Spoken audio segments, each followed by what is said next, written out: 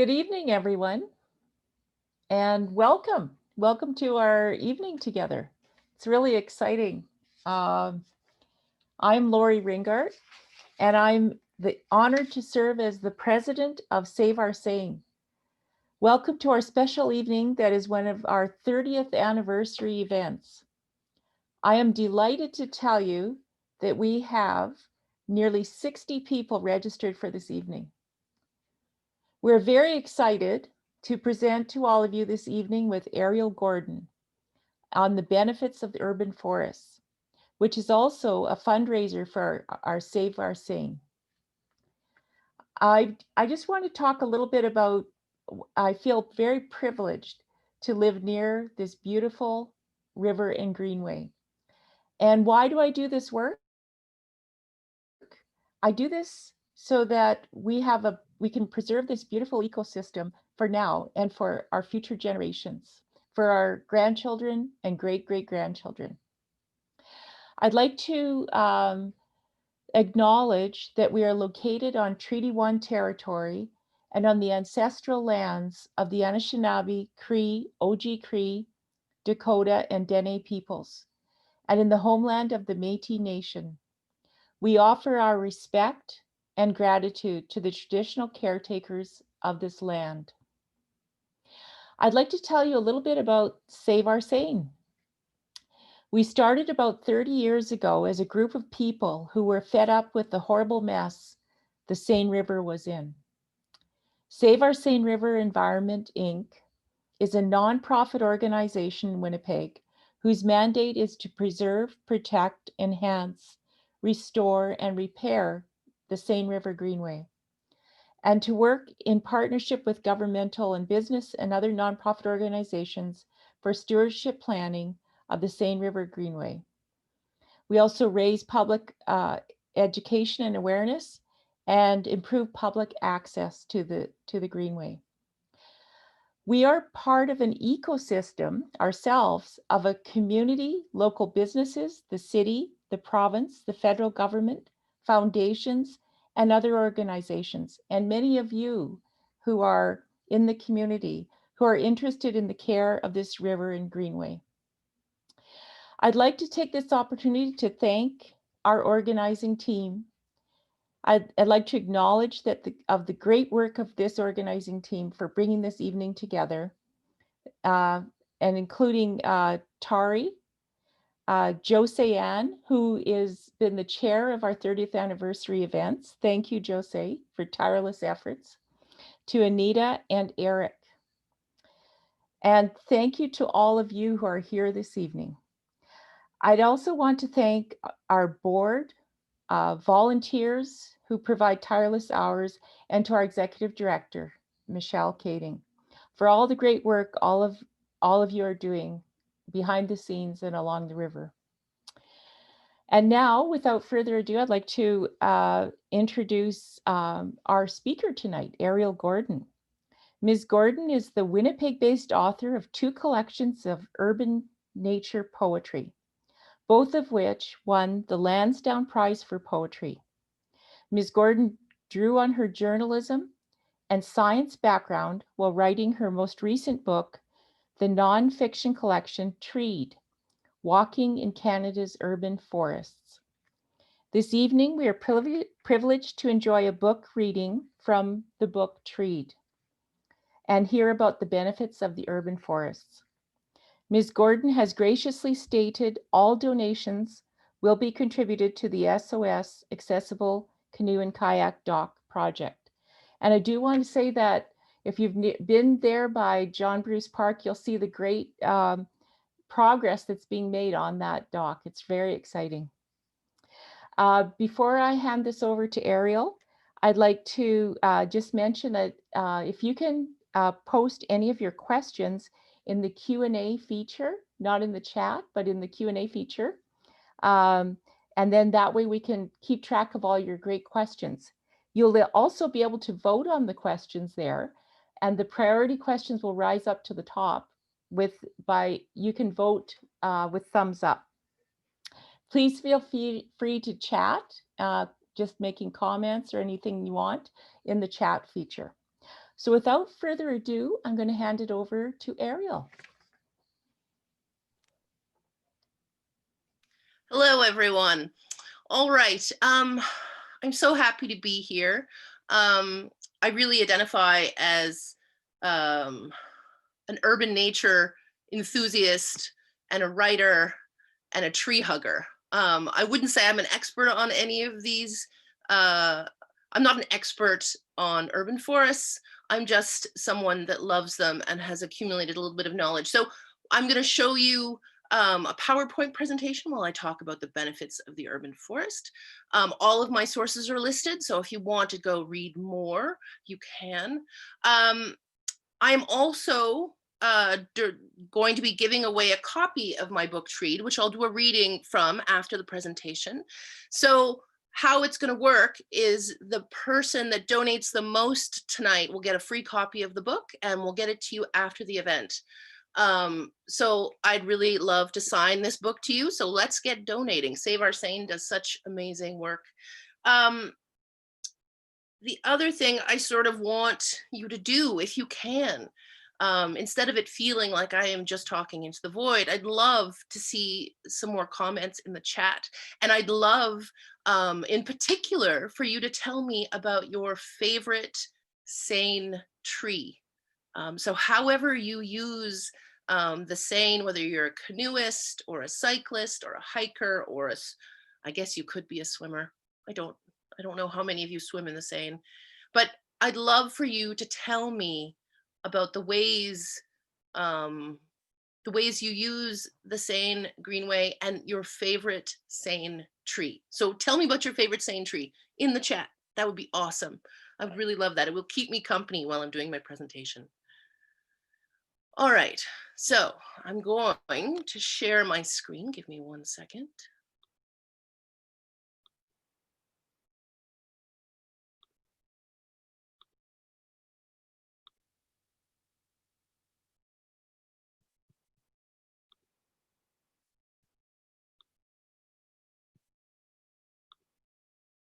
Oh. All right, so here we go.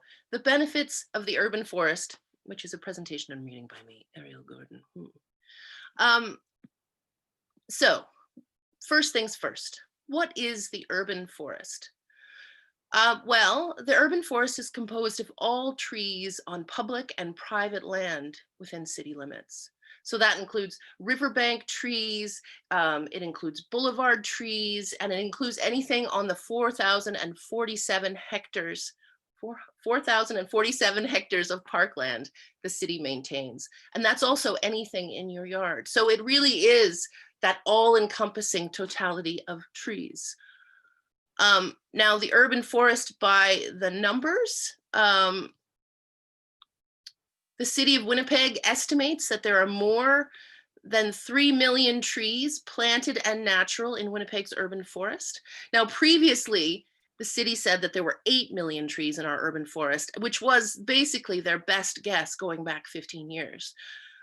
Since then, they've used more precise tools to estimate the size of Winnipeg's urban forest. But if you've read Treed, you'll notice that in an early chapter, I talk about how with 8 million trees, we had approximately 11 trees per person. And suddenly 5 million trees have disappeared and we no longer have them. We no longer have those 11 trees per person.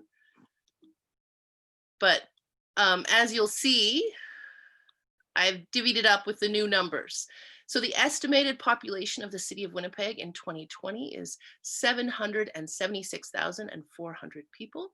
The number of trees in Winnipeg's urban forest is more than 3 million. So a very approximate number is 3.864 trees per person, or 4 if you round up. So we are outnumbered 4 to 1 by trees, which I kind of love. It's kind of a great, if you're going to be outnumbered by anything, trees is a good thing to be outnumbered by. All right. Okay, so in addition to all of that, I'm going to give you a little tiny history lesson before we get to the benefits of the urban forest, just so that you sort of know the context, the Winnipeg context for the urban forest. So Winnipeg is located on the tall grass prairie portion of the Prairie's ecozone. The prairies are in an area that is dominated by grasses and herbaceous plants, and the tall grass prairie is dominated by taller species of grass, such as the big blue stem. Now, forest types that occur here are, oh, that's not what I wanted to do. Haha.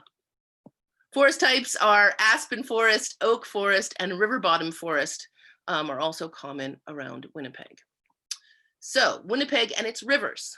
I thought this would be appropriate to you. So Winnipeg is found within the Red River Valley, where the Assiniboine River flows into the Red. And obviously the rivers which run through Winnipeg have helped to shape the landscape and influence the plants and animals that live there.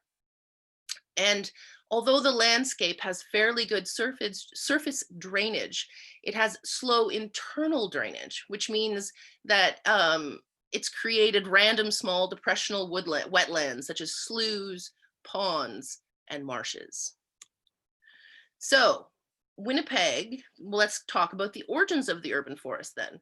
So if Winnipeg was largely marshy prairie, and the majority of the trees were in the river bottom forest, which would be, for instance, the Seine River Greenway, or in the shoals of aspen forest, for instance, Assiniboine forest, that means that almost every tree that aren't in those locations were planted. So the majority of the trees were planted by people like Marianne Curtin Good, who planted the Wolseley elm and a number of other trees in Wolseley, and the city of Winnipeg, which began its boulevarding program in 1896. So just to give you some context, this was at the Point Douglas area looked like circa 1875. So, you know, a lot of prairie and a lot of horizon. So boulevarding, interesting, I think. Oh yeah, creating boulevards. So what the city did when it was creating this idea of boulevards is it had to define them, because how Winnipeg defines boulevards is not how the rest of North America defines them. So the term boulevard, as it is generally used, denotes a drive or parkway margined with grass and trees, and it's usually constructed and maintained in its entirety by park authorities for the use of light traffic only. In Winnipeg, the terms apply to the strip of lawn and trees which margin every paved street in the city. And interestingly, they didn't plant trees. They didn't make the boulevard until homes were built. So because my house in Wolseley was built in 1912, I know that that's the year that the trees were planted, because those trees, the cost of putting in that boulevard and that tree was charged to homeowners. That's how they did it. That was the scheme. But the philosophy behind boulevarding is a really interesting one. And George Champion, who you see quoted on the previous slide, or the future slide that I showed you. Anyways, now George Champion was a superintendent of parks. He was from England originally, and when he came to Winnipeg, he had never, to sort of take charge of our parks, he had never been here before, and probably hadn't ever experienced the prairies. So this is how he talked about why the city was so committed to boulevarding. And this is from a paper that he gave at the 1909 American Association of Park Superintendents Conference. Miles of streets, unkempt, sordid, and mean, their untidiness usually reflected in the homes with which they are lined. There is, to my mind, nothing which tends to beautify the general appearance of a city, to impress its visitors, to add to its healthfulness, and to inspire its residents with a desire to improve and beautify their own homes and surroundings, than that of streets bordered with well-kept lawns and uniformly planted with clean and healthy trees. Now, there's a lot of messages in that short quote, and a lot of that went on to be the sort of guiding principles of the middle class, like tidiness, neatness, and that idea that everything is clean and healthy. I would argue that that's not exactly how urban nature should be managed personally, but that's the philosophical underpinnings of boulevarding in Winnipeg. So there is a picture of Wolseley, of the results of that program, which I think is lovely. This picture is a couple of years old, and several of those trees have been cut down since, or diagnosed with DED and then cut down. All right, so moving on. I wanted to talk to you sort of about public trees. So, which are the streets on the boulevards and in parks. So there are approximately 300,000 street and park trees, the majority of which are trembling aspen, ash, bur oak, American elm, and Manitoba maple. And together, ash and American elm make up about 30% of that total. Now, that 300,000 street and park trees is 1% of the total urban forest. But they're the trees that we interact with most in our everyday lives. So in some ways they count more, if that makes sense. Now, if you want, the city of Winnipeg has this thing called the tree inventory map, which is available to Winnipeggers. And I put the URL there, but you can just Google it. You'll be able to find it easily. And I wanted to show you the tree inventory map of Wolseley. And this is just the street trees. It's not anything else. Would you look at that? It's kind of amazing. So you can start here and then zoom in and zoom in. And so I've done that for my tree, which you'll see. And they've got a date and a measurement, or a tree ID and a measurement and a species name. And I kind of love that. All right, so here is that tree in real life and not on a map. Okay, so we're just getting now to the benefits of the urban forest. So I attended, there's this urban forest strategy that the city of Winnipeg is putting together. And so they had a variety of meetings where they showed slides with updated numbers from Winnipeg. And so being crafty, I screenshotted some of them. So some of the graphics, I will admit, I have borrowed from them because they are so great and so specific to Winnipeg. But I'm crediting the city, and all of that information. I believe they posted those presentations. So if you'd like to see them in their original state, they are there. But here's a lovely graphic which sort of shows you in a graphical way a bunch of the benefits of the urban forest. So I've divided them into two categories just because I want to talk more about the different ways that the urban forest benefits people in cities. So two categories: biophysical benefits, which are energy savings, for instance, which means reduced residential heating and cooling costs. And that's literally from shade and the tree hanging over your house. Next is carbon sequestration. I'm so proud of myself for saying that. Stormwater management, which means reduced stormwater management costs, and improved air quality. Now, the other benefits, the social benefits of the urban forest are reduced crime and improved public health. Okay. Now, the one thing that we haven't talked about yet, and I think this is something I generally tend to stick to sort of boulevard trees in many ways, and street trees and park trees in my talks and in my book. But I wanted to talk a little bit about the riparian areas because that's so particular to this group. And you probably all know this, but I thought I'd throw up some definitions. So a riparian area is an area of land on the banks of or near a water body that, due to the influence of water, is capable of naturally supporting an ecosystem that is distinct from the ecosystem of the adjacent upland areas. So that includes lakes, rivers, creeks, streams, sloughs, marshes, swamps, and wetlands.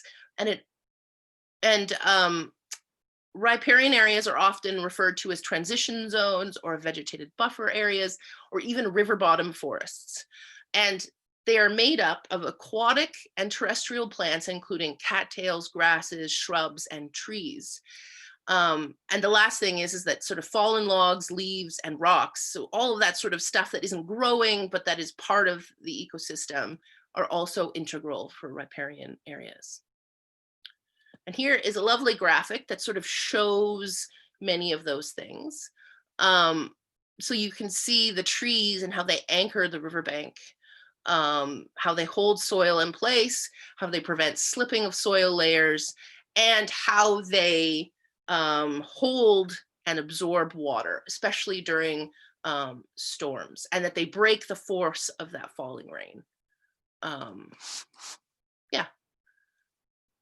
Okay, so the benefits of riparian areas in particular are that they provide water filtration. So nutrients and pollutants are filtered from water by riparian vegetation, both mechanically and biologically.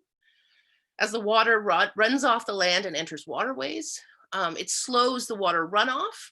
So water is slowed by natural vegetation as it moves through streams during large rainfall and flooding events. It also provides shoreline stability, which is the sort of that deep and complex root systems of the riparian vegetation binds soils and other materials in place and protects the banks against the erosive effects of water. They also provide enhanced biodiversity and preservation of natural vegetation in urban environments, which means you'll often see flora and fauna that you would never see anywhere else in the city, from eagles to foxes and martins and almost anything you can think of. I think a lot of animals use the riverbanks as a corridor in and out of the city. So that's a really important thing. It also provides habitat. Excuse me, I'm going to take a sip of water. It also provides habitat. Okay, so the thing that I wanted to talk to you about now is how and why we plant trees in cities. So bear with me. Now, research has found that increased greenness around a person's home, which means trees, was associated with lower levels of the stress hormone cortisol. Increased access to that green space, which means parks and green areas near homes, is associated with reduced loneliness and an increased sense of community. Excuse me, more water. Okay, so there are two ways that you can plant trees, interestingly enough. If you're planting trees for biophysical benefits, you would, for instance, have trees covering impervious surfaces to have the greatest impact on stormwater management. And you'd have trees close to houses, specifically to the west and south of houses. And that has the greatest impact on summertime cooling costs. Now, planting trees for social benefits is different again. So that would mean planting in public rights of ways, close to homes, in areas with high air pollution, and in particular, parks and other green space, and those are likely to produce the greatest public health benefits. So I'm going to show you graphics of what that looks like. So this is an urban area without trees. So you'll see there's a freeway to your right, there's a vacant lot, there's the grocery store with a parking lot, and then there are homes. All right, so this is the urban area without trees. And if you take the same number of, I think it's approximately 40 trees, and plant them in the different ways to get different benefits, you'll see how different the landscape looks. So here is planting to reduce stormwater runoff and summertime cooling costs. So nothing in the vacant lot, nothing in the boulevard between the sort of residential area and the highway, but a lot of planting around the houses and in the parking lot for that grocery store. All right, so next is urban areas planted with trees to improve public health. So you'll see there's that barrier between the highway and the residential area, and that's full of trees. The vacant lot has trees, and there are trees around the houses and near the grocery store, but not planted, not as many as in the other illustration. So what's interesting is our boulevarding program, which is a residential tree planting program, sort of was more this model. And I know that we do a mixture of plantings in Winnipeg, right? But it's an interesting thing to think about, that where you plant trees has different effects based on where you plant. And I think it's an interesting thing to think about. And to think about if you're planting trees in front of your own homes or at your businesses or workplaces. So it's just definitely something to keep in mind. Now, this is one of those beautiful slides that the city of Winnipeg did, and they have quantified the value of Winnipeg's urban forest. So here it is. In 2019, Trees Winnipeg and the city of Winnipeg completed what they call an iTree, which is a piece of software that I believe estimates density, tree density, or tree cover, I think it is.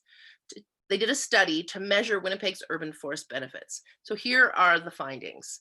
The structural value of Winnipeg's urban forest is more than $3 billion. They're building energy savings of 5.8 million per year. The carbon storage value is 39.4 million.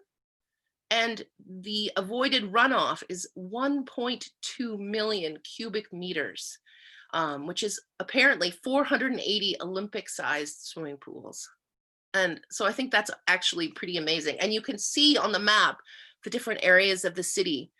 And I believe, if I've got it right, that Wolseley is in one of the higher value areas. And that makes me happy as a Wolseleyite, or in other words, a dirty hippie. All right. So the last thing I sort of wanted to talk to you about before I got to the reading was the urban forest and climate change.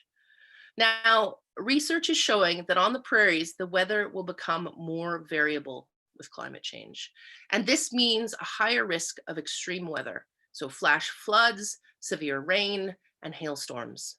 And it also will mean things like heat waves, lightning, and tornadoes. And that means, there's a typo there, don't look at it. It also means long-term stresses will accumulate with things like droughts, changes in seasonality, and an increase in pests, diseases, and invasive species. So here's another slide from the city of Winnipeg. So these are what they call the active and emerging threats from climate change. So temperatures, much warmer winters, many more hot days. Precipitation, slight increase overall, wetter springs, drier late summers. Moisture availability, increased rates of evaporation and transpiration may create drier conditions during the growing season. Extreme weather, potential changes in frequency and intensity of extreme weather events. And how these will affect the urban forest? Well, more extreme weather events means heat, extreme precipitation, flooding, ice storms, and other events may happen more often, which lead to more tree damage. We'll see more pests and invasive species, and pests may be able to reproduce more rapidly and more often, which means that trees and ecosystems may be more vulnerable to attack and invasion. And then there's drought stress. Now, less moisture availability may increase drought stress, and urban trees may need more water to establish. Now, I wanted to give you an example of a recent extreme weather event that really affected Winnipeg's urban forest. I'm sure all of you remember the storm we had October 9th to 13th in 2019, when Winnipeg was hit by a massive early snowstorm. So we had freezing rain, we had wind gusts up to 80 kilometers per hour and up to 35 centimeters of snow. More than 50,000 Winnipeg residents were left without power. Approximately 2,600 storm-related 911 calls were made, double the typical call volume. And more than 800 of City of Winnipeg staff put in over 60,000 hours to address the event. 30,000 trees on public property were damaged, and they have no estimate of how many trees were damaged on private property. They just can't collect that data. Sadly, the healthiest trees, which is the ones with a full canopy, were the most damaged. And the storm's cost impact to the city of Winnipeg is estimated at $10 million. So those resources were ones that were taken away, the time and the effort and the dollars in some ways were taken away from the work that urban forestry was already doing or attempting to do in the urban forest. So it definitely was a big weather event and a big effect on the urban forest. All right. So that's all of that information. Next, I'm going to read to you an essay from Treed, which is the book that I wrote from 2014 to 2019. 16 essays that would become this book. And the essays ranged between 2,000 and 8,000 words. And the difference between being a poet who wrote about urban nature and being an essayist, it largely felt the same to work on. It largely felt the same in terms of the actual writing in many ways. I used many of the same writing skills and much of the same craft. It was just the length of it that was overwhelming. I just remember at one point, the majority of the essays were about 19 pages long in Word. And I remember at one point just scrolling and scrolling and scrolling. And I was like, there can't be more of this. There can't. My goals for Treed were to combine personal essays with science writing, like Robin Wall Kimmerer's Gathering Moss or Daniel Coleman's Yard Work. I also wanted to walk readers through Winnipeg's urban forest, looking at the canopy through the lenses of urban planning, forestry, and social history. And I wanted to try to compare the urban forest to other treed areas like provincial and national parks, small farms and cabins in rural areas, and wilderness. So the places that I visit in the book are Riding Mountain National Park, Banff National Park, Northern and Central BC, and then Olha and St. George's and Langreuth, Manitoba. I also wanted to think through what it meant to be in relationship with trees and everything that lives under them, sometimes referred to as the other than human or more than human. All right, so what I'm going to do now is I'm going to turn this off and I'm going to read from the book. And the essay I'm reading is called Riverbank Dogwood Adventure. It's January 2017, and I'm sitting in a back room of the Norwood Community Center with a bunch of crafty middle-aged women as my introduction to dogwood basketry class starts. The instructor, an older German woman named Brigitte, picks up a bright red dogwood branch from the heap she's assembled for the class, as thick around as her index finger, and shows us how to bend it into a loop. This workshop is being offered as part of the Manitoba Fiber Festival. So in the main room behind us, there are other middle-aged women buying and selling wool and fleece, carved spindles, and weaving accoutrements. On my way to the classroom, I bent over a big plastic bag full of freshly shorn brown wool. Up close, I could smell the animal, all the months of growth embedded in that fleece. I could see the grass and dirt mixed in with the fiber. The wall opposite Brigitte features a bank of windows, which lets in the bright light of winter and the metallic noise of skates on ice, as boys in hoodies and garbage mitts skate around and around on the community center's enclosed rink. Part of me wants to be outside, skating endless loops, feeling the numb pain of feet in skates. But I've been feeling restless lately, and so have been trying out new things.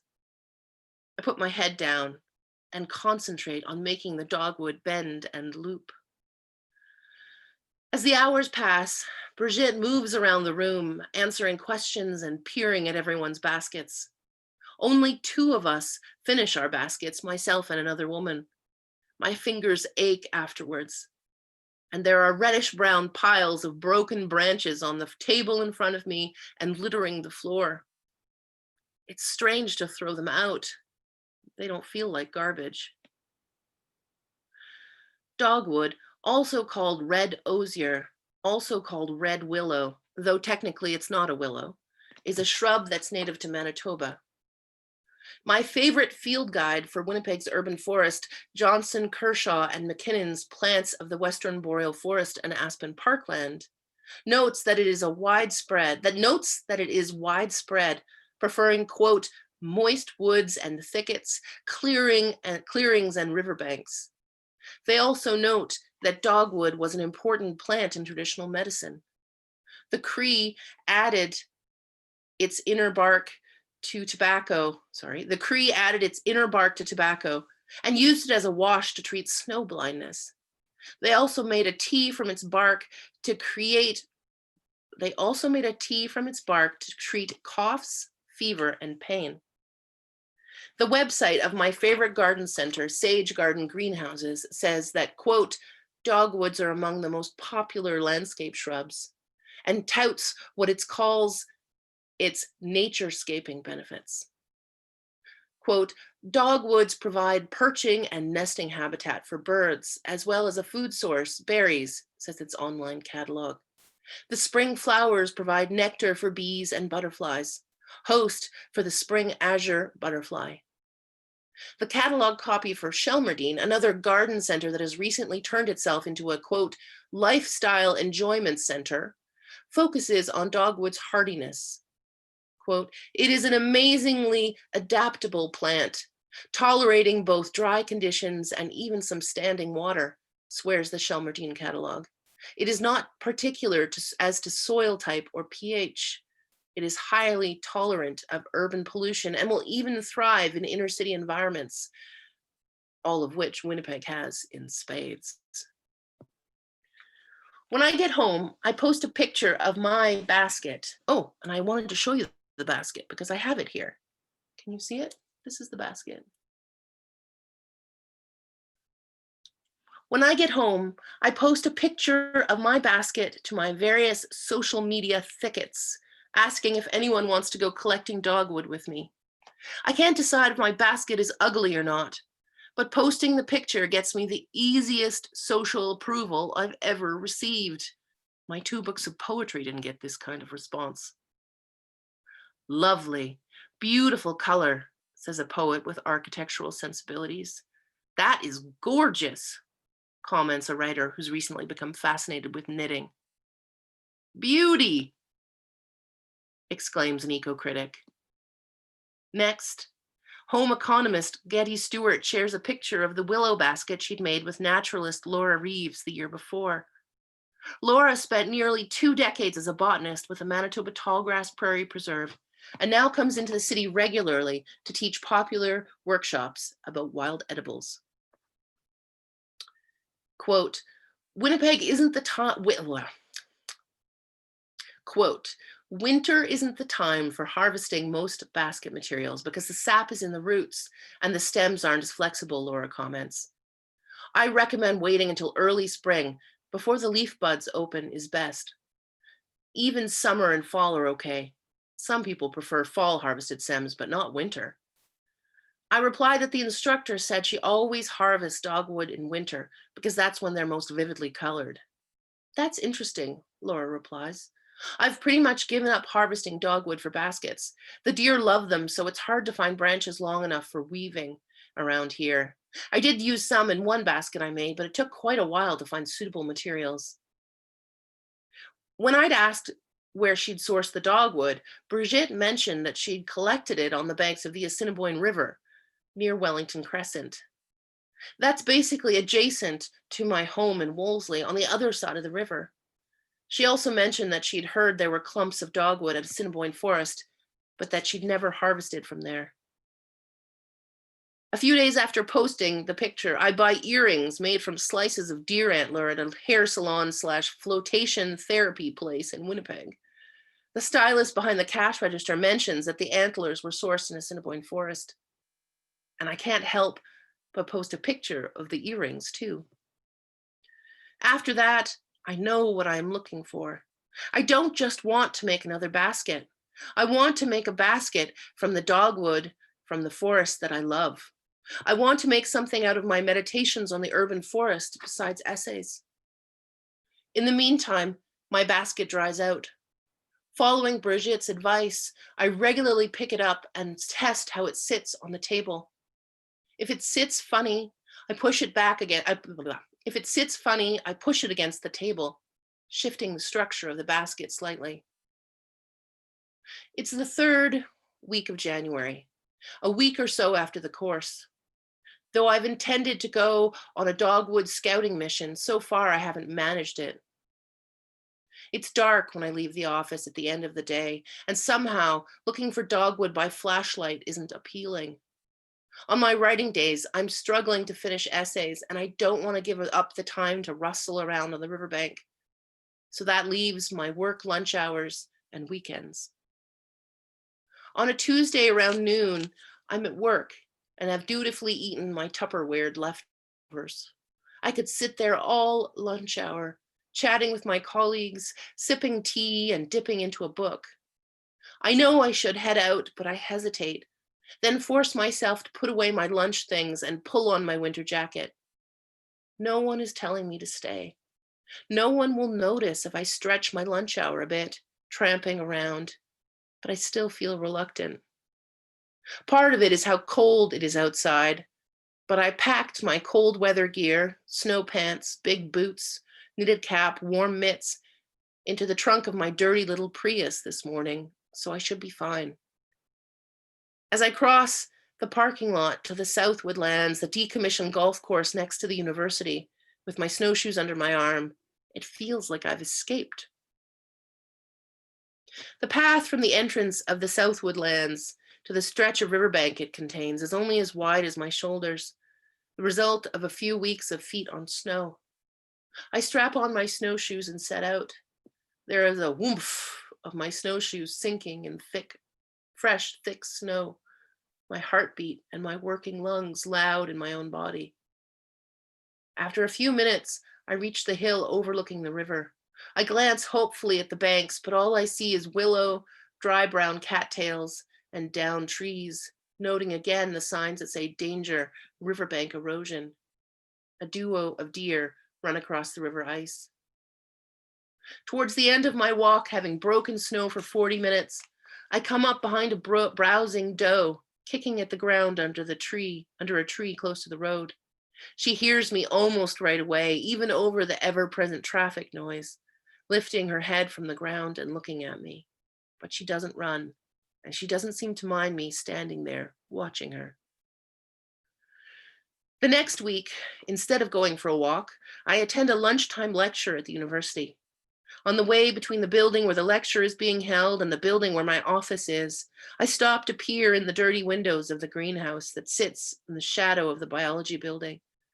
There is an entire table full of succulents in terracotta pots, old plants with elaborate branches and nodes, slowly outgrowing their old orange pots. So many greens, so many shapes. Behind the first table is another, holding an assortment of tropical plants. I'm terrible at keeping succulents alive. I always overwater them, but I'll stop to look at this collection of hoary old plants. It's necessary in a way that I can't quite articulate. In winter, it's especially necessary. Its color where the rest of the world is a clinical survey of whites and grays. Another week later, and it's a sunny Friday afternoon, just before my daughter Anna is due home from school. I haven't found any more dogwood. The idea of making baskets on my own is starting to get away from me. We're in the middle of a warm spell. Last week it rained, forcing us back into our fall raincoats. Rain in January is a strangeness I never thought I'd experience. Most Winnipeggers welcomed the warmer temperatures that came with the rain, but were worried it would freeze and turn into sheets of treacherous ice on the roads and sidewalks. But so far, besides a bunch of potholes churned up by the freeze/thaw, it hasn't been too bad. Today, it's -2 degrees outside. I pull on a light down jacket, hat, and mitts, though I don't need them temperature-wise. I step into my big boots because we're going to be stalking the riverbank. Mike and I head down to the riverbank at Palmerston and Aubrey, taking the path adjacent to the municipal depot. When we get down to the river, we're exposed to the wind in a way we wouldn't be on the sidewalk only 100 meters away. Even though it's a warm winter day, we both feel the chill. Mike pulls up his hood and I pull up my scarf and tuck my chin into its warmth. We're also exposed to the sunlight, which is warm and brassy. We'd been worried about breaking a path, but once we get down to the river, there are footprints everywhere, and a main path a few feet offshore that's so well used the snow is shiny. As we walk, I scan the riverbank for flashes of red, but can't help but notice the old oaks and elms, many of which have branches that have lost their bark and a few that are slowly leaning into the river as the riverbank erodes. We're technically on the shore, which is good because it soon becomes clear that the ice on the river is sort of melty. In places, it looks almost slushy. In others, it's solid. Scanning the riverbank also means looking into the backyards of the houses on Palmerston, which traditionally are bigger, more expensive homes. I've only ever ogled them from the front. Some of the houses have stairs or decks at the riverbank. Some of them have docks, but most of them aren't elaborate. If I were the type to be easily discouraged, this would be it. I'm only seeing a bit of dogwood here and there, and it's up high enough on the riverbank that it's clearly on private property. While the river trail isn't as busy as the sidewalk, we regularly pass people. About half of them have off-leash dogs, something that would be noticed on the sidewalk. One older woman is throwing a branch out on the ice for her fluffy white dog. "Hello," she says as we go by. "Hello," we reply. If we were on the sidewalk, she likely wouldn't acknowledge me, or if she did, it would be with a glance and a half smile, the typical urban greeting. If we were on the sidewalk, their game would draw more attention simply for the fact that it contravenes city bylaws that require all dogs to wear leashes. But on the riverbank, like in Assiniboine forest, but the riverbank, like the forest, feels different.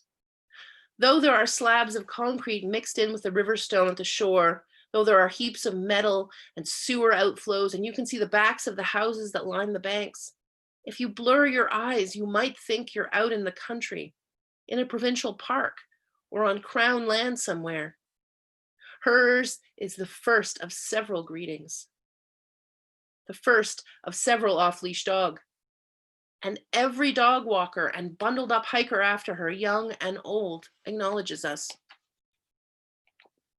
The riverbank is apparently a bit of a no man's land, a respite from the straight lines and borders of the sidewalk. We arrive at the outflow to Omens Creek to damp sawdust on the snow. This fall, we had noticed that the three-trunked elm tree on the riverbank, where the path into the park curves, was orange dotted. That meant it had Dutch elm disease and that there was a chainsaw in its future. The riverbank is higher here, so we take the path between the trees and the riverbank, which means climbing the hill and looking down at the sign that reads, "Danger, thin ice, keep off." It's a strange perspective. Normally, I peer at this stretch of riverbank from the train bridge a little further down the path. This is somewhere I'd normally be reluctant to walk alone. In the summer, there are usually people sitting on the riverbank near that three-trunked tree, fishing in the Assiniboine and drinking. Further along, just beneath the bridge, homeless people often gather. Today, we find two fire pits. We find boot prints and the soft paw prints of rabbits and squirrels, and prodigious amounts of dogwood, gleaming red. We're very nearly under the train bridge and we're scooting from dogwood stand to dogwood stand, as I want to survey the state of things before I start cutting. As Laura Reeves suggests in her Guide to Useful Plants, look for signs of use by other people or animals and never take more than you need, or more than the wild plant population can handle. Ask for a blessing before you harvest and be prepared to walk away if or when gathering the plants just doesn't seem right, or feel right, rather. We stop by the biggest stand where I can see the graffiti on the bridge's concrete belly, and I get out my secateurs. There is lots of dogwood, and I feel better than fine. Like my basket, I'm finally sitting right. I kick at the bottom of the straightest, slimmest stems so I can cut at their base instead of where they emerge from the snowbank. I return to Mike when my hand is half full, discarding my hat and mitts. If I wasn't warm before, I am now, kicking and bending and cutting, circling the stands of dogwood. I'm being judicious, but it doesn't take long for them to accumulate. I hand the red branches to Mike, breathing hard, and then realize that we've lost track of time. What time is it? I ask. Mike checks his watch and realizes that Anna will be home in 20 minutes. It takes that long to walk back, so one or both of us has to leave now. Mike scans the riverbank ahead of us and says he doesn't think there's any more dogwood, but I want to keep going. So Mike kisses my forehead and heads home. I am vindicated because there are 2 or 3 more small patches of dogwood, and after that, the riverbank is exclusively tree and common burdock with a few other shrubby plants mixed in. I walk half a kilometer farther just to be sure, but there's nothing. I turn around and walk back the way I came, cutting a few stems of dogwood here and there. When I reach the Omens Creek outflow, I descend to the frozen river again. I could walk back on the sidewalk, dragging my ragged broom of dogwood stems behind me, but I feel ever so slightly ashamed, like I've stolen something. I followed Laura's edicts, so what's wrong? All the spaces I walked today, from Omens Creek to the shores of the Assiniboine River, were on public property. It belongs to me and all the bylaw-breaking dog walkers I passed on my walk. Also, dogwood is relatively common. But even though I only took 1 or 2 stems per stand, I feel strange, as everyone I pass on my way back notices what I'm carrying. My response is not to try and hide it. I say hello to everyone I pass, where on the way out, Mike and I mostly just acknowledged everyone's greetings. Only one woman responds, a middle-aged woman in a bright hand-knit hat. "Where did you get those?" she asks, looking intrigued. "Back there," I answer, pointing behind me. I'm nearly back at the staircase leading up to the street when I see a woman pulling a sled, flanked by a leashed dog and 2 snowsuited children. She's likely just picked them up from school or daycare. "We're walking to Omens Creek," she's saying to them as I approach. "It's only a little ways down the river, so stop complaining." I'm a few steps away when she invites her crabby-sounding son to find a hiking stick. He grabs a big elm branch and starts dragging it. She says, "I am not sure that one is the right size." "I have secateurs," I say, approaching them, "if you want to cut him a smaller piece." "You have what?" she says. I answer by digging the tool out of my bag. "Oh," she says. She takes the secateurs from me and asks her son which branch he wants. When he points, she bends and cuts the branch, which is as thick around as my thumb. "These are sharp," she comments to her kids, "These are sharp," she comments to her kids, "even though I know they're relatively dull. Like my push mower, like my kitchen knives. Tool maintenance is not my forte." She hands the branch to my son, noting that it looks like a sword, but also reminding him not to poke out his sister's eye. She hands back the secateurs and says thanks. She looks vaguely familiar, but only vaguely, which is a normal sensation in Winnipeg. I walk on. Traveling by riverbank in a city is almost like traveling using desire lines, those unofficial paths that show up everywhere there are sidewalks and trailheads. Look at a map and you'll see that riverbanks curve, loop, and wiggle the way that roads rarely do, even with all of our interference, riverbank stabilization, sewer pipes, the metal and concrete structures of bridges. The streets of my neighborhood were built with the river in mind, built on top of Métis river lots that radiate out from the river. I'm walking where the first permanent inhabitants of this neighborhood, HBC employees and Métis farmers, had their houses. The long, thin river lots devised by the Métis were adapted to this landscape. They provided each family with access to water, shelter, and community in the riverbank forests, and land beyond that for gardens and fields. The next time I check my social media, I see that Métis writer Andrea Ledding has left a comment. "Next time you lay tobacco for the dogwood harvesting, put a little extra for me and them." Laying tobacco isn't my tradition, but I know what she means. I click on the box beneath her comment and type, "I will." With the dogwood stowed on my porch, waiting for me, I can't wait to make something. The branches poke at me all evening as I make dinner and put on another load of laundry. The next day, Anna has a friend over to play a video game. They're sitting at the dining room, intent on the laptop between them, so I decide to do some research of my own. It's been weeks, so I'm looking for a dogwood basketry refresher. But aside from a poorly shot video of a middle-aged woman driving home with a backseat full of bright red branches, there isn't much online. I don't feel up to attempting a basket, so I decide to try what's called a tension tray. It's built from a loop and two spars with thinner branches woven between them. I bring the dogwood inside and start sorting the branches by size, but give up on the idea of order when the cat, bored by several months inside, starts attacking the tips of the branches. A few hours later, almost despite myself, I have two trays, one the size of a serving platter and the other a dinner plate. I also have a respectable pile of trimmed edges, a third of which are on the floor, and have realized again that my secateurs are badly in need of sharpening. I can't decide if the trays are ugly or not. Mike and Anna assure me that they're beautiful. All I can see are the places where I've made mistakes, the bumps and irregularities. But I also realize that they've taught me something about my neighborhood, how people use it, how people navigate it.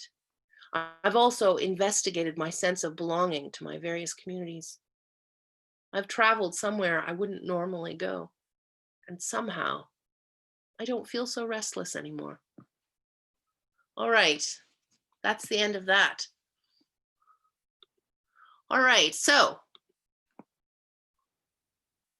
I think we're going to do a Q&A now. That's right, we are. So good evening, everyone. My name is Tari, and I'm part of the planning team for tonight's event. We're excited to have you all here. So I'll just be moderating the Q&A session. And first, I want to thank you, Ariel, for such a wonderful presentation. You've certainly given us a lot to think about, a lot of knowledge tonight, and for sharing that beautiful excerpt with us from your book. It's been as someone said in the chat, a delight to hear you reciting. That was Jane Epp who said that, as opposed to just reading it ourselves.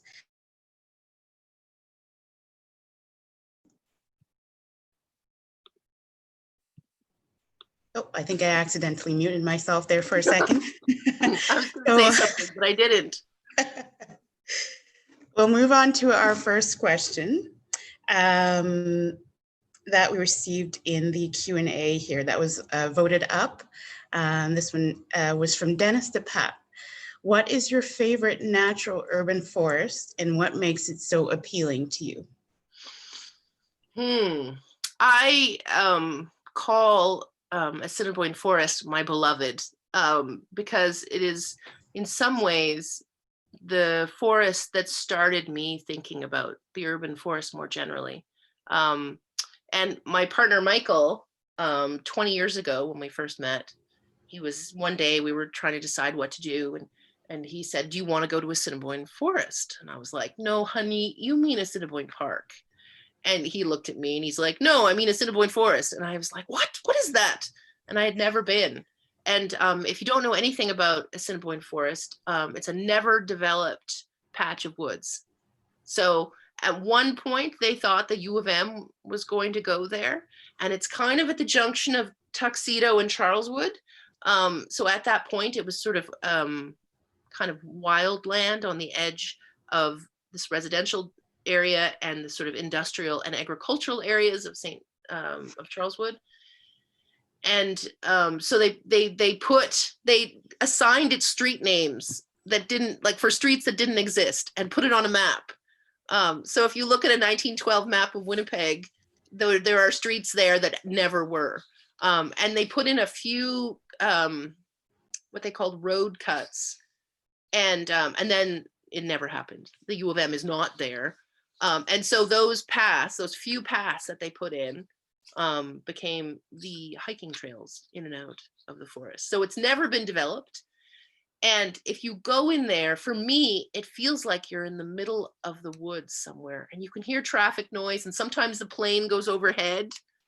But other than that, it's this pretty much, in some ways, pristine aspen oak parkland. And I've seen northern goshawks and American martins, and that's rare. I only saw the martin once, but it was glorious.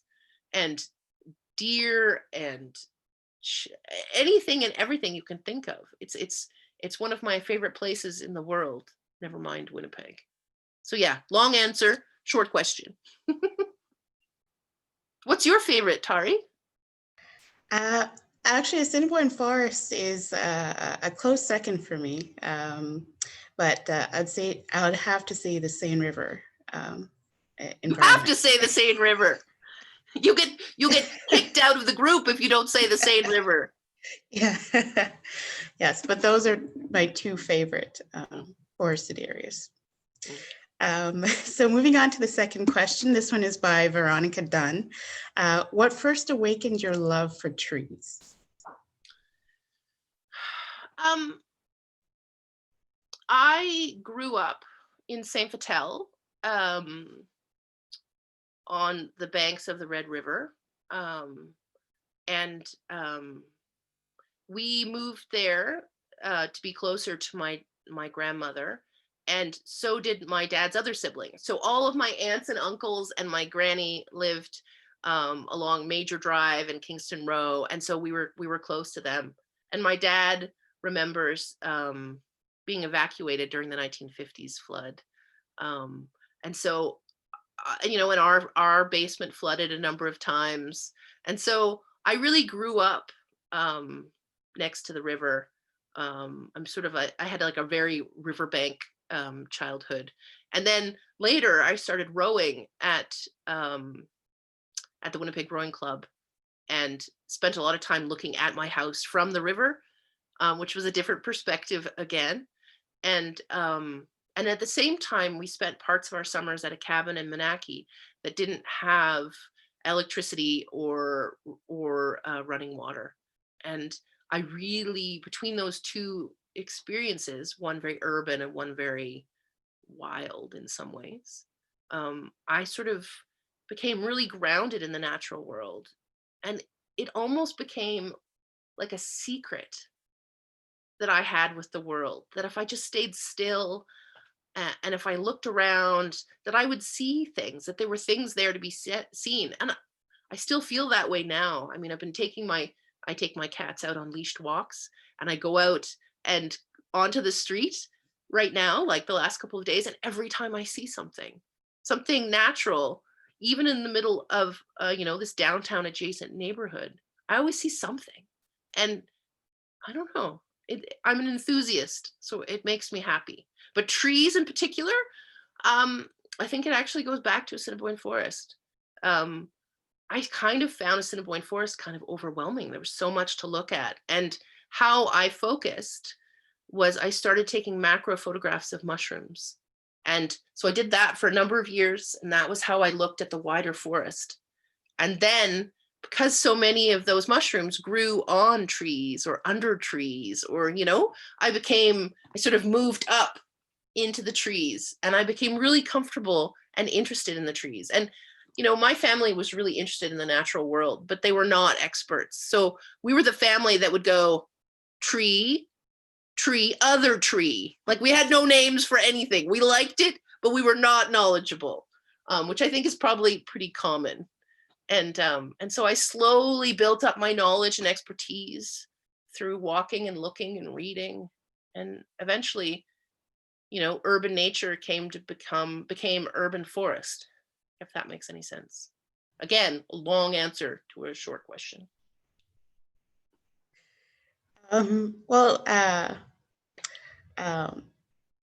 That's really wonderful that you shared that with us, and how you started your love for trees. And I think this next question sort of ties into that a little bit. This one's from Sandra Stewart. When did you fall in love with trees? Yeah, I mean, I think you could go back. My love of trees specifically is probably as long as my relationship. So 20 some odd years. But I only just got around to writing about it in a book that came out in 2019. And then my next book, I'll do some show and tell. Ooh, gold, silver foil. So this is my next book. It's called Tree Talk, and it's about hanging poems in a tree outside of the tallest poppy. So I'm kind of tree fixated, but I'm also interested in the urban forest generally, or the everything that lives under the trees. And so, yeah, I kind of like everything in the natural world, but I'm particularly tree focused. But my next book of essays is actually going to be about fungi, which again will be all about trees still. So I'm kind of cheating. It's fungi plus trees. All right. Moving on to the next question. This one is from Laurie Ringart. So when you have gone to other places, how does Winnipeg compare with the amount of urban forest? Well, before those 5 million trees disappeared, we were doing better. Yeah, I mean, I really love Hamilton because it feels very similar to Winnipeg, and that's where my publisher is. So I've been there a number of times now doing events with them. And but they have like the Coots Paradise, which is sort of a natural area around the city. They've got all these amazing hiking trails with waterfalls everywhere. And they've got this one tree whose name I can never remember, but it has 3 kinds of leaves. The mitten, the 3-lobe, and the 1-lobe. And I find that amazing. And all these different kinds of oaks. But in some ways, Hamilton's got that sort of same disparaging. People disparage Hamilton like they disparage Winnipeg, right? Like, oh, mosquitoes, it's so cold, blah. But like Hamilton, they're like, oh, industrial wasteland. Why would you want to live there if you could live in Toronto, right? Like there's that kind of like, so I feel a connection to Hamilton. But I have traveled fairly extensively in Canada, and there's lots of cities, especially in the West, that are really investing in their urban forests. Mm-hmm. Yeah, like Saskatoon, and Regina and Edmonton, some really great stuff happening there. And I think that they're all developing really interesting sort of urban forest plans, if that makes sense. The same way that we are, and the same way that I really hope that we continue to invest in our urban forest. And, you know, like I think it's all the way that fungi and trees are connected. I think the greenways that your group is really interested in, and that riparian area is really connected to the rest of the urban forest. And, you know, like I think we're all looking for a healthy ecosystem and a healthy city for both the flora and fauna and for us. Because I mean, I really think that the urban forest helps to soften the city. It helps make the city livable. Yeah. Yeah, definitely, yes. And so our next question that I'm going to go to is also from Lori. How did you get interested in the topic of urban forests specifically? Yeah, I think they're linked. I think a lot of people, most of us now, people in general, live in cities. There's still thriving rural areas and you know, where people live, but there's a lot of density, population density in cities.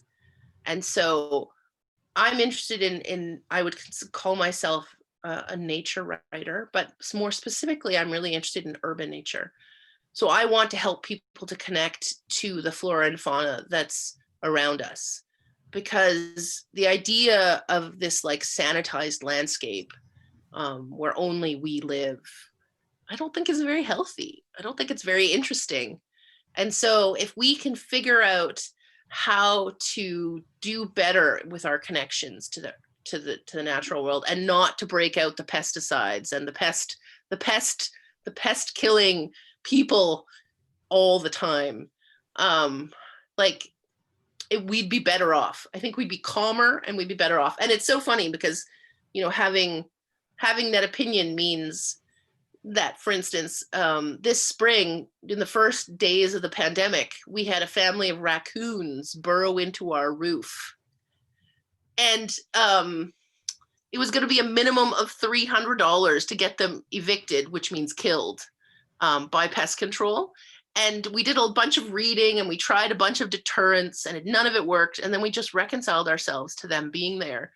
And then they left as soon as the babies were old enough, were sort of weaned or some version of weaned. And I know as a homeowner, I was supposed to be appalled. And it was so funny because we have this neighborhood group on Facebook and someone's like, attention, 98 Lenore, you have raccoons in your roof. And I'm like, yes, I know, leave me alone. But it was kind of amazing having these really smart creatures so close, and they would knock on the ceiling. It was like they were asking to come in with their little hands. And I kind of loved it. Like I know I was supposed to be appalled, but I'm a bad homeowner and I prefer, like, our boulevard elm is starting to, and eventually it'll fall in our house. And I kind of want to keep the tree. I don't really care about the house. So if it wants to fall, like, I'm not going to call them to come and trim it or like cut it down. I'd rather have the tree for longer and my house in slightly less good condition, if that makes any sense. So I don't know. Maybe my neglect is not the best mechanism or the best plan for homeowners in general, but maybe a titch more neglect, and then we can have and live alongside the natural world more, because there's lots of urban nature out there. We're lousy with urban nature. Yeah, and sometimes it's just nicer to, go with the flow of nature. It just makes everything that much better. It does. Yeah.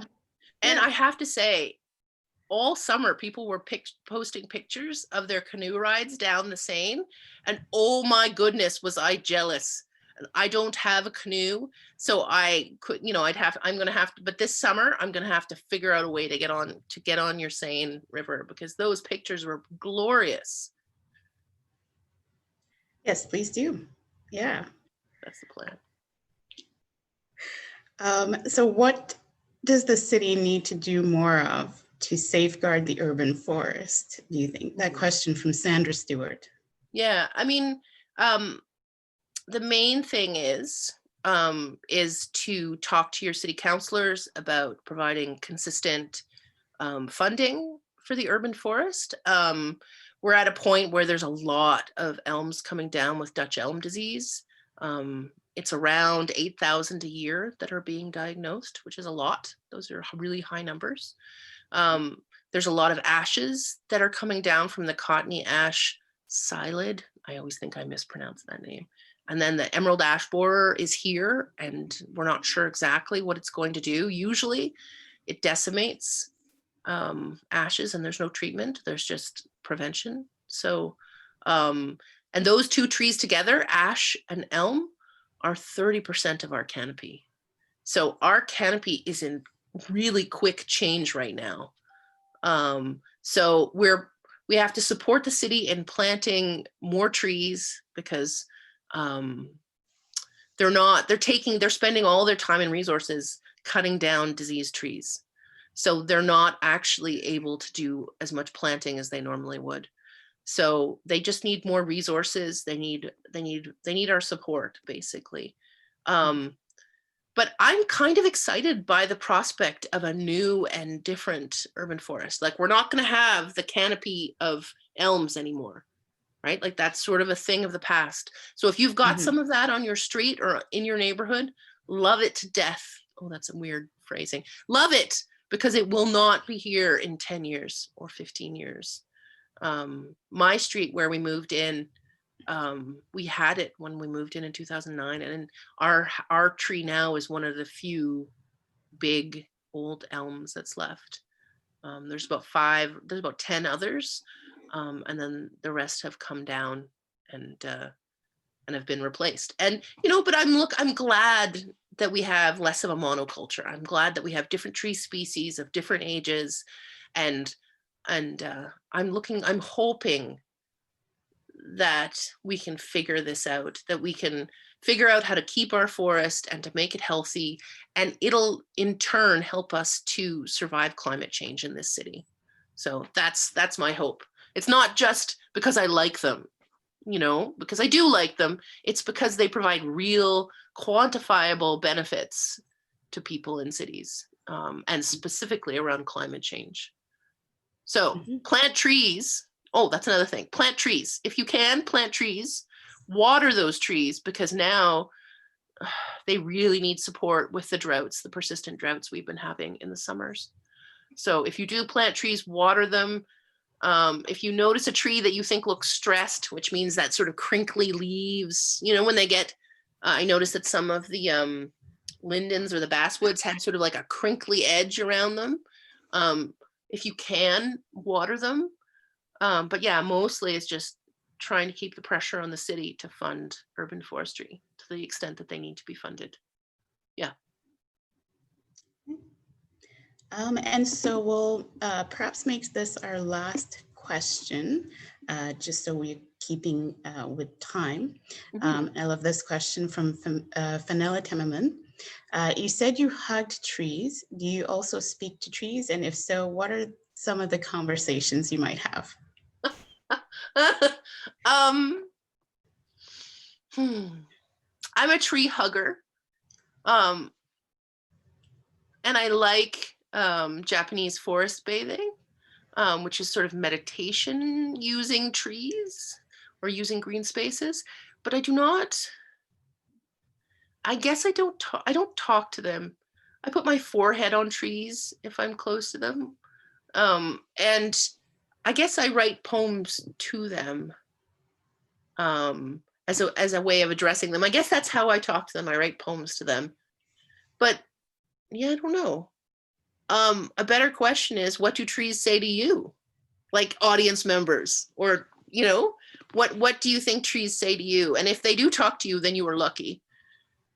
But mostly, I don't need trees to behave as humans do. I'm happy to come to them as they are, which is slow and sturdy and available. That's what I mostly like about them. They're right there. If you're a bird watcher, oh, birds move too much. But a tree is right there. You can spend you can hang out with the tree as much as you want, unless they cut it down, and then you can't. But that's a whole other situation. Yeah. I kind of like that, talking to trees. It's a good question. Thank you. And so that brings us to the end of our Q&A. Thank you so much, Ariel, for your wonderful answers and to each of the questions. And I will go ahead and pass it. Can I say one more time? If you haven't donated yet and you want a copy of the book, you can get a free copy of this book if you donate to Save Our Seine. And the biggest donation will get a copy of the book that I will sign to you. So please remember to donate. All right. Yes. Thank you. Thank you, Ariel. So I will pass it on to Josiane Ladors, who is our Save Our Seine 30th anniversary events coordinator, to do a conclusion and closing for us for tonight's event. Thank you. Thank you so much, Tari, and thanks, Ariel, for joining us this evening and sharing your knowledge and stories with us. I absolutely loved your presentation and reading. It was informative, fun, and full of beauty. Just a couple days ago, I received my delivery from McNally Robinson, which included your book. And after your reading tonight, I'm super excited to get reading. As Lori said earlier, this event has been part of the Save Our Seine 30th anniversary, and it's likely to be the last event of the year. This really was a wonderful way to end a very special year for us. So thank you again, Ariel. And if it's safe to do so, I know that many of us on the board would love to take you for a canoe ride on the Seine next summer. I also want to thank Tari Muvingi, who really took the lead and made this event happen. Thanks also to Anita, Eric, and Lori, who assisted in the planning and facilitation of the event. Finally, thanks to all of you who attended and participated, and to those who donated. Just a reminder, as Ariel was saying, the person who gives the largest donation tonight will receive the autographed copy of the book, and we're going to announce the winner on social media. Before we go, I do want to mention that Savor Seine has a brand new website that we launched earlier this year. So check it out at savorseine.com and sign up for our electronic newsletter if you haven't yet. And you can purchase Ariel's book by going online at McNally Robinson, and the link is in the chat.